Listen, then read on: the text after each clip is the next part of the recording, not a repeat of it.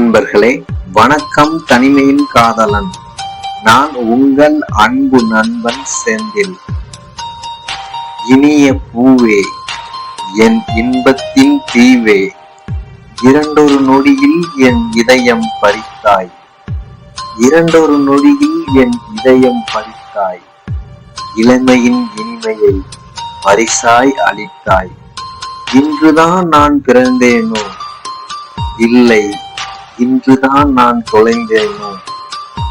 இதயம் கவர்ந்தவள் இவளாகி போக, என் இதயமோ தொலைத்து நான் நிற்கிறேன் தனிமையின் காதலனாய். அன்புடன் உங்கள் அன்பு நண்பன் செந்தில்.